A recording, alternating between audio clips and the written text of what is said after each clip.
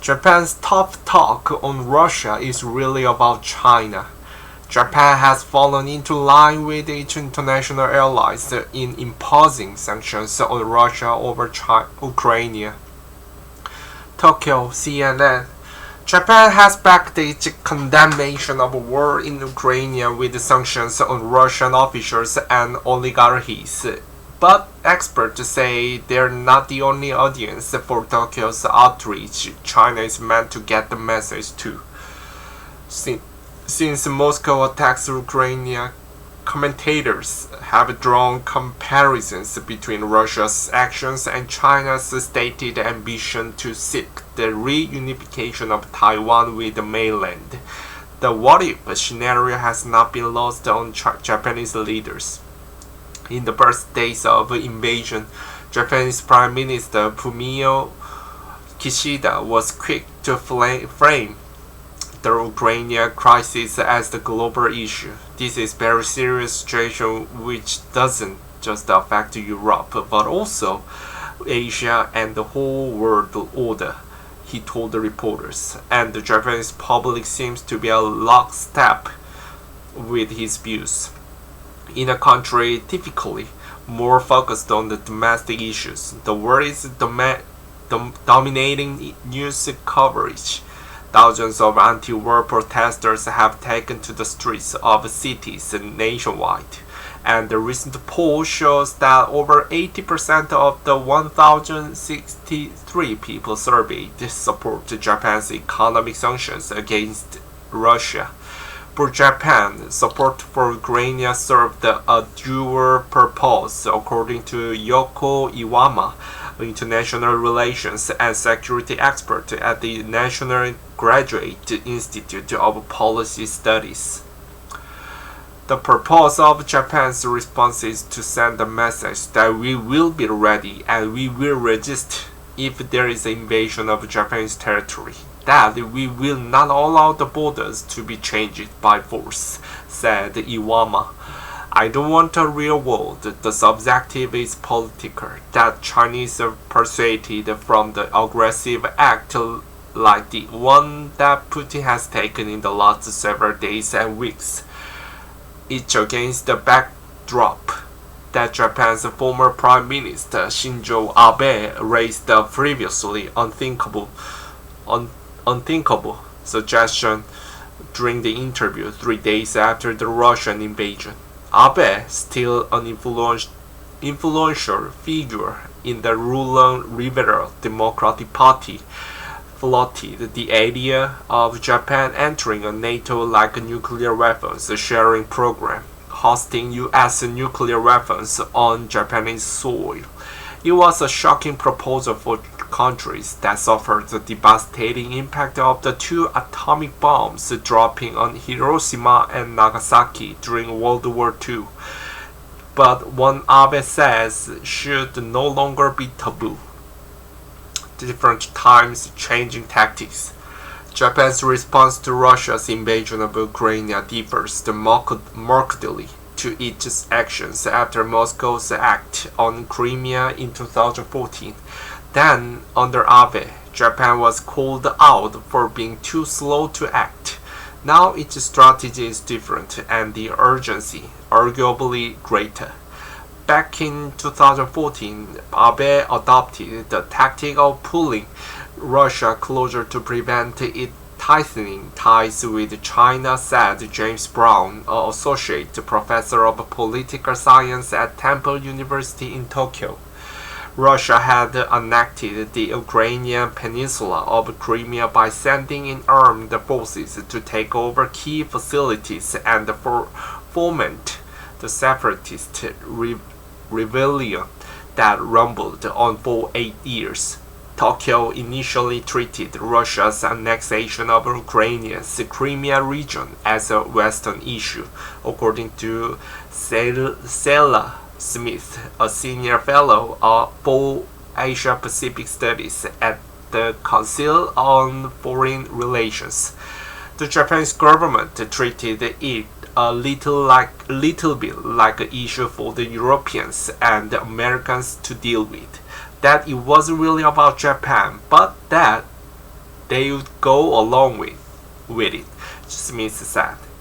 She said Abe harbored hopes that Russian leader Vladimir Putin would sign onto the normalization of Russia-Japan ties or a full peace treaty formally ending hostilities dating back to the World War II.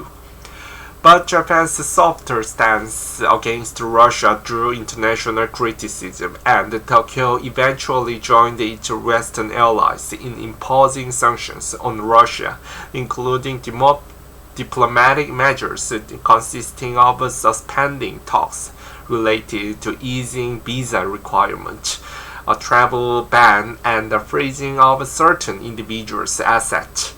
However, this year, the scale and the horror of the crisis unfolding in Ukraine has prompted Japan to push a consistent message of unity with the G7 partners to show it a trustworthy partner, according to Brown from Temple University.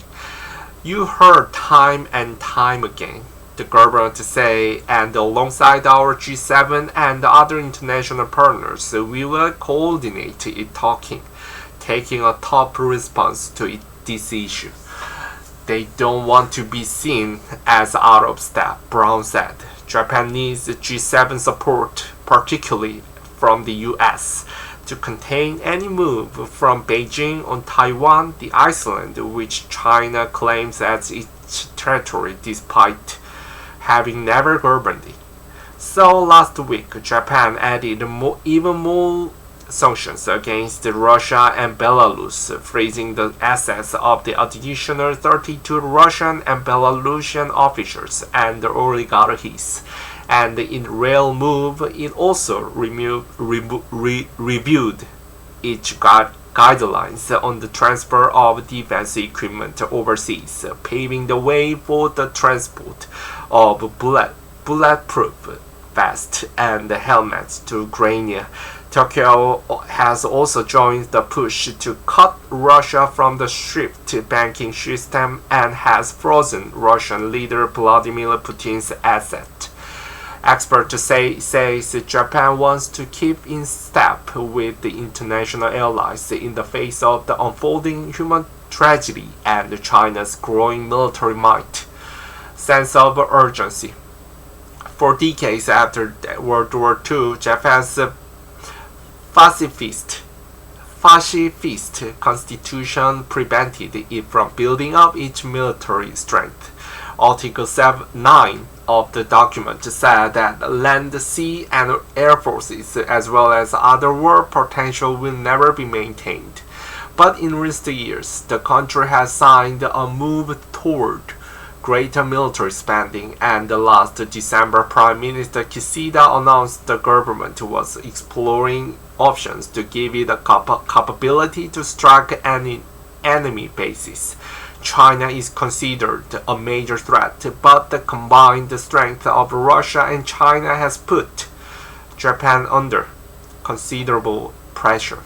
Last year, the two countries conducted what was billed as the first joint China-Russia naval patrol in the Western Pacific.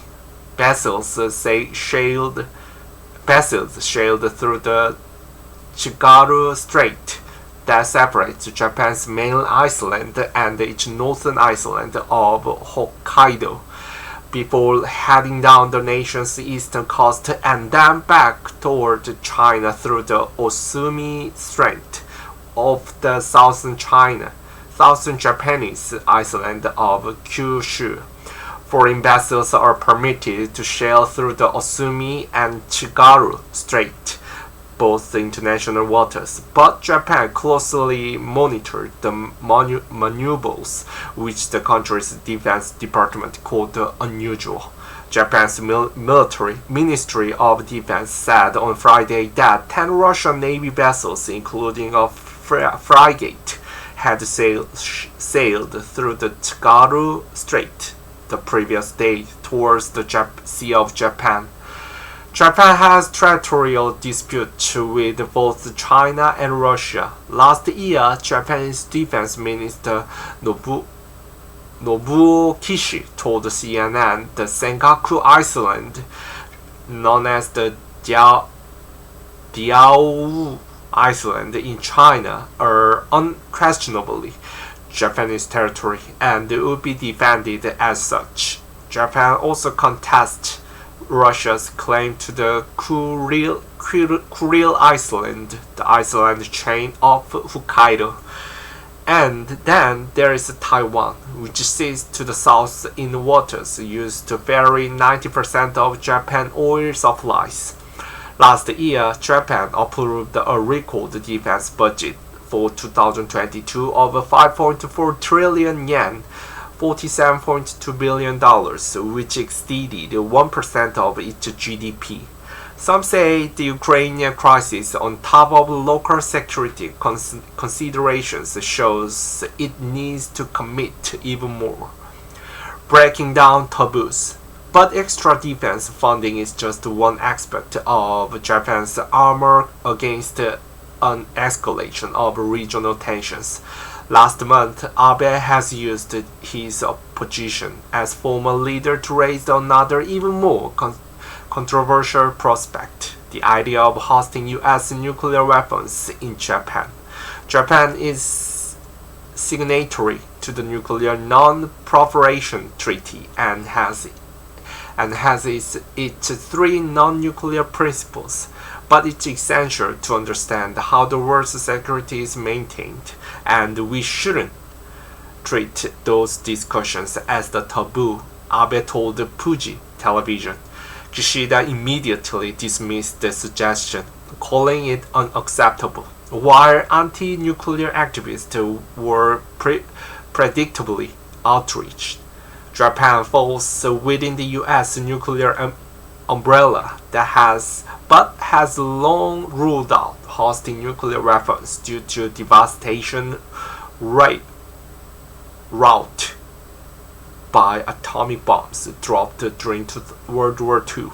When asked about Abe's comment in the regular press briefing, China's Foreign Ministry spokesman Wang Wenbin said Japanese politicians had made wild comments that openly violate its own three non-nuclear principles and the obligations of the party to the Nuclear Non-Proliferation Treaty. By raising nuclear sharing with the U.S., Japan has fully exposed to the dangerous tendency of lingering militarism in the country, he added. In the interview, Abe also called for the U.S. to take a more explicit position on the defense of Taiwan over whether or not it would defend the self-ruled island if Beijing were to attack. Last year, U.S. President Joe Biden said the U.S. would defend Taiwan if it were to come under attack from China, a comment that seemed incongruous with America's stated policy of strategic ambiguity. However, later, a government official said the U.S. was not announcing any change to its policy on Taiwan. Under the One China policy, the U.S. acknowledges China's claim of sovereignty over Taiwan. One thing is clear: Russia's attack on Ukraine has rattled the Japanese and has forced them to face questions some might otherwise avoid. People are asking, will the United States really come in if the Chinese attack? Will the United States go to the war with China, said Smith from the Council on Foreign Relations. There are all recent questions that have been bubbling up under the surface based on the capabilities first of North Korea, but also China. And I think that's also being laid bare as Putin used the nuclear threat, she added. Journalist Yuki Kurihara contributed to this report from Tokyo.